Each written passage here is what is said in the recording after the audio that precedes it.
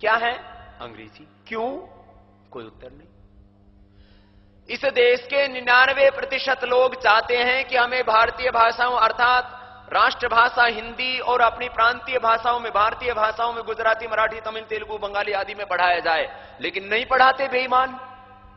तो हम एक ऐसा भारत बनाना चाहते हैं जहां पर भारत के लोगों को भारत की भाषा में पढ़ने का हक मिलना चाहिए। तो सीधी सी बात, कोई भी विश्व का सभ्य देश अपने देश के नागरिकों को विदेशी भाषा में नहीं पढ़ाता। हम विदेशी भाषाओं को जानेंगे, समझेंगे, वो संपर्क के, समाज के लिए, व्यापार के लिए, पूरी दुनिया से व्यवहार के लिए जरूरी है, लेकिन विदेशी भाषा का प्रयोग राष्ट्रभाषा की तरह करना वह घोर अपमान और शर्म की बात है। हम इस शर्म को, इस बेबसी को, लाचारी को मिटाना चाहते हैं। बहुत मुद्दे हैं। हम ग्रामीण स्वावलंबन, जल प्रबंधन, स्वच्छता, इनको लाकर के गांव में समृद्धि लाना चाहते हैं। जब समृद्धि आ जाएगी तो जनसंख्या भी नियंत्रित हो जाएगी। बहुत से लोग एक बहुत बड़ा तर्क देते हैं, मैं भी इस तर्क से सहमत हूं कि जब तक देश की जनसंख्या नियंत्रित नहीं होगी देश कभी भी आगे नहीं बढ़ सकता। ये सामाजिक अन्याय नहीं मिट सकता, सामाजिक असमानताएं नहीं मिट सकती। जनसंख्या बढ़ती क्यों है? पूरी दुनिया में ये देखा गया है, जब जब जिस देश में भूख, बेरोजगारी, गरीबी, अभाव ज्यादा रहता है वह जनसंख्या बढ़ती है। बोलती इसका कारण क्या है? एक तो गरीब आदमी 3-4 बच्चे इसलिए पैदा करता है कि बीमारी में 1-2 तो मर ही जाएंगे। अब वो मरते नहीं अलग बात है, बच जाते हैं। ये सच बता रहा हूं आपको। अच्छा बताओ, आप कहोगी जी यहां कुछ एक खास वर्ग के लोगों के ऊपर आरोप लगाया जाता है कि वो इसलिए अपनी जनसंख्या ज्यादा बढ़ा रहे हैं कि वो सत्ताओं पर काबिज हो जाएंगे। अच्छा, बांग्लादेश में क्यों बढ़ा रहे हैं? बांग्लादेश में क्यों बढ़ा रहे हैं? गरीबी में, भूख में, बेरोजगारी में, अभाव में।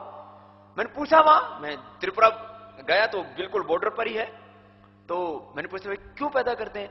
बोले जी इनको पता है बच्चे कुछ तो मर ही जाएंगे बड़े होते होते, और सच में उनके बच्चे बहुत मरते भी हैं। ऐसे पता नहीं, इनफर्टिलिटी भी उनको नहीं होती, ये भी अमीर लोगों को ही होती है। आप देखो, आप छोड़ो पूरी दुनिया की बात और मैंने दूसरे मुल्कों की बात, जिस जाति, जिस मजहब के, जिस प्रांत के लोग सभ्य हो गए उन्होंने बच्चे कम पैदा करने शुरू कर दिए। जो लोग अभाव में हैं, गरीबी में, बेबसी में, वो ज्यादा बच्चे पैदा कर रहे हैं। एक तो असुरक्षा, सामाजिक असुरक्षा, वही पारिवारिक असुरक्षा, और दूसरा ये रहता है कि बच्चा बड़ा होगा तो मजदूरी करेगा, हमें खाने के लिए मिल जाएगा। ये उनका भाव होता है कि बच्चा बड़ा होगा, मजदूरी करेगा तो कम से कम पेट भर लेंगे। अब उसको यही है कि मजदूरी पैदा करते हैं वो लोग। खैर, तो हमें ग्रामीण स्वावलंबन लेकर के आना है। ग्रामीण स्वावलंबन के लिए हमने 2 पक्ष रखे, आर्थिक भ्रष्टाचार खत्म करके, राजनीतिक भ्रष्टाचार खत्म करके। एक तो देश में अभी तक जो टैक्स मनी था देश का, अपने देश का धन था, वो जो शीर्ष बैंकों में 72,80,000 करोड़ रुपए से ज्यादा और तमाम दूसरे टैक्स हेवन कंट्रीज में करीब 100 लाख करोड़ रुपए से ज्यादा धन जमा है, वो यदि वापस आ जाए तो देश के विकास के लिए तो हमें मात्र 50 लाख करोड़ रुपए चाहिए। 50 लाख करोड़ रुपए चाहिए देश के विकास के लिए। इससे क्या हो जाएगा? हमें एक गांव में एक विद्यालय, एक जिले में एक विश्वविद्यालय, एक गांव में एक लघु उद्योग, और एक जिले में एक बहुत बड़ा उद्योग जो उसकी बड़ी आवश्यकताओं को पूरा कर सके। इतनी जरूरत है। इसके लिए कितना चाहिए पैसा? मात्र इस देश को 50 लाख करोड़ रुपए चाहिए बस। और इससे ज्यादा तो, इससे 1.5 गुना ज्यादा तो हमारा भी बाहर पड़ा है। यदि वही पैसा आ जाए तो 12,133 करोड़ 33 लाख एक जिले के विकास के लिए मिल जाएगा, एक गांव के लिए 12 करोड़ 13 लाख मिल जाएगा, तो गांव की सारी आवश्यकताएं पूर्ति हो जाएंगी, जिले की तो देश की समस्याओं का समाधान नहीं होगा। हो गया। ये पैसा कब वापस आएगा? इसके लिए हम पूरे देश में अभी मुहिम चलाएंगे। पहले अभी संगठन को खड़ा करने आगे बताएंगे। दूसरा हमने इसका उपाय बताया कि वो उपाय तो है ही है और वो होने वाला है। ऐसा है कि नहीं, ये नहीं आएगा, ये असंभव बात नहीं है। लेकिन उसके साथ साथ इस पूरे देश की संपत्ति का मूल्यांकन किया जाए, और हमने इसका मूल्यांकन किया। भारत की भूमि, भवन, धन, जो यहां पर संसाधन और सोने, चांदी, हीरे, जवाहरात, इन सब का मूल्यांकन किया जाए तो 10,000 लाख करोड़ रुपए से ज्यादा है। और इसका 1% देखो, दो विकल्प दे रहे हैं हम। एक तो भ्रष्टाचार करके जो लूटा गया धन वापस आ जाए, तो देश एक दिन में देश की सारी गरीबी, सारी अभाव, सारी साधनहीनता, सारी बेबसी, लाचारी जो अब तक देश के साथ धोखा हुआ, वो सारा का सारा अन्याय जो है, जो किया गया, वो उसको हम मिटा सकते हैं।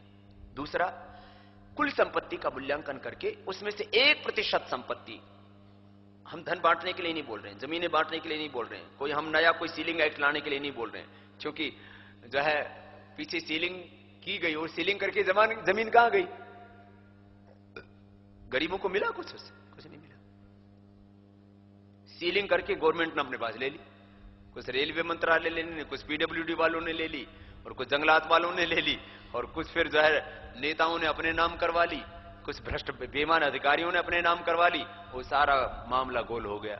कुछ थोड़ा बहुत उसमें से 10 से 20% हिस्सा ही जो है ना, सामाजिक व्यवस्थाओं के नाम पर जो मिलना चाहिए काम आदमी की विकास के लिए, इसको देश बोलते हैं। देखो, घर चलाना एक डिफरेंट मैटर है। घर में भी बहुत असमानताएं रहती है, बहुत घरों में वहां दुख होता है। तो जैसे घर में एक भाई के पास में हो 1 करोड़ रुपए और दूसरे के भाई के पास में जेब में जो है 100 रुपए भी ना हो, तो वो घर में सुख होगा कभी?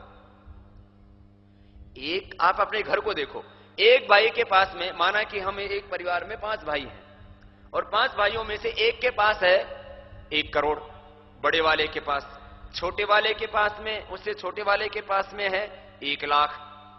असमानता देखो, 1 करोड़ 1 लाख, फिर जो अंतिम वाला उसके पास में 100 रुपए भी नहीं है। तो बताओ भाई, झगड़ेंगे कि नहीं झगड़ेंगे? बोलो, अरे बोलो तो सही, मैं झगड़ा थोड़ी करवा रहा हूं, झगड़ेंगे ना। ये हमारे देश के हालात है। यहां एक भाई के पास में है 1 लाख करोड़, दूसरे भाई के पास में है 1 करोड़, तीसरे भाई के पास में है 100 रुपए भी नहीं है, 20 रुपए। एक के पास में रोज का खर्च करने के लिए 20 रुपए, एक के पास 1 करोड़, एक के पास 1 लाख करोड़। ये तो भारत में अभी है वर्तमान में। तो क्या होना चाहिए? हमने कहा ये सारी संपत्ति का पुनर्मूल्यांकन किया जाए, और इसमें से 1% यदि निकालते हैं, तो वो 1% जो है, उससे 99% जो साधनहीन, गरीब, बेबस, लाचार लोग हैं, उनकी साधनहीनता, उनकी बेबसी, लाचारी, उनका अभाव, उनकी पीड़ा दूर हो सकती है। केवल 1%। ये कितना हो जाएगा 1%? ये 1% हो जाएगा करीब 100 लाख करोड़ रुपए। कोई मूल्यांकन कम भी करके आंके तो भी 50 लाख करोड़ रुपए तो मिल जाएगा देश को। ये तो बहुत सरल काम है, 1 साल में हो सकता है ये काम, केवल 1 साल के अंदर। यदि बहुत तीव्रता से इसको क्रियान्वित किया जाए तो 1 महीने में हो सकता है ये काम, लेकिन क्योंकि कार्रवाई करने में वक्त लगता है, तो 1 साल में पूरे देश के लोगों को न्याय मिल सकता है जो अभाव में जी रहे। फिर आगे देश कैसे चलेगा? इस देश में जो महंगाई और जो है संपत्ति का अधिकार और मूल्यों के निर्धारण में जो चूक है, ये बहुत बड़ी चूक है। इसके ऊपर पहले भी हम कई बार चर्चा कर चुके हैं। श्रमिक की श्रम का मूल्यांकन और कृषक के उत्पादन का मूल्यांकन गलत तरीके से हुआ, और उसने, श्रमिक ने और किसान ने जिन चीजों को खरीदा, वो चीजें बहुत महंगी मिली। उसने 1 बोरा गेहूं बेचा तो उसको 2 टिकिया साबुन की मिली। उसने एक बोरा चावल का बेचा तो उसको 2 कपड़े, ऊपर नीचे ओढ़ने के लिए 2 कपड़े मिले। अब बताओ, ये मेरे ऊपर ये जो लगा होगा, इसका कितना वजन होगा राजू भाई ऊपर नीचे का? 150 ग्राम। 150 ग्राम कॉटन का क्या रेट होता है जो किसान बेचता है? कॉटन तो 12 रुपए किलो कॉटन। तो ये 150 ग्राम हुआ एक कपड़े का, जो रॉ मटेरियल जो है उसका कॉस्ट, रॉ मटेरियल कॉस्ट। मैंने जो कपड़ा पहन रखा है इसकी कितनी? बट 200 ग्राम का मान लो, ऊपर नीचे का 100 ग्राम का, ऊपर का 100 ग्राम का, नीचे का 250 ग्राम के मान लो, 500 ग्राम के मान लो। चलो मैंने कपड़े पहन रखे हैं, वैसे इतने हल्के हैं, ये 500 ग्राम के है ही नहीं।